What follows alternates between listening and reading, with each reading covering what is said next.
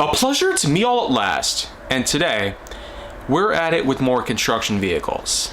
Now when you think about it, the idea of me creating a sub-series for HJN, I feel like it's going to bounce around in many ways. But the thing is, with these marathon segments or shorter segments that I would refer to, in which that a special series of topics is all conglomerated together into one series of episodes, well, it's not exactly as similar as the sub-series in which that I put something in parenthetical sentences, to which that it can help distinguish them apart from other such short stories that revolve around HJN topics. Anyways though, I got two more ideas for construction vehicles, one of which is known as forklifts.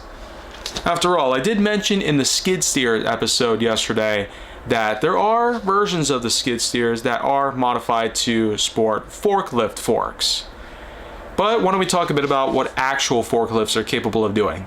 As you probably know, forklifts are named because of two large segments of metal, known as the fork. They allow for them to pick up pallets or a variety of other equipment. You can pick them up from hoppers, you can pick up trash bags on the site, those huge contractor bags, for instance, that can carry dozens of gallons worth of trash. Or basically whatever kind of waste that needs to be hauled away from the yard. But the forklift, as you probably know, depending on what the design is like, many of them remember the forklift having the simple old design in which that it's four wheels, a lift that's usually powered by hydraulics or electronics, a small driver's cab with a roll cage on top, typically as a means of protection, and sometimes it could be completely encased, depending on what the design is like overall.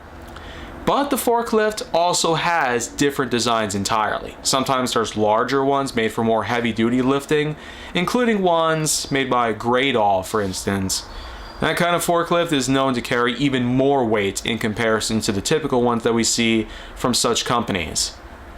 Sany, Sunbelt, Komatsu, basically a variety of different construction companies that have had their own share of creating their own equipment for the yard or whatnot, and of course are always available for purchase or renting.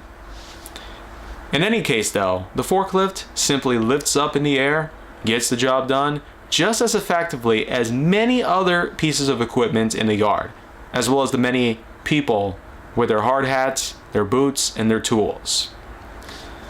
So I feel like that's a good way to explain it all, while also adding on some unique flair to the conversation. So while I will have one more particular subject worth talking about in the construction department regarding vehicles, I still feel like that there could be a lot more than just me conglomerating a bunch of episodes together into one short story for HJN. So I'll probably discuss things relating to a sub-series later on, but until then, tomorrow, one last piece for construction.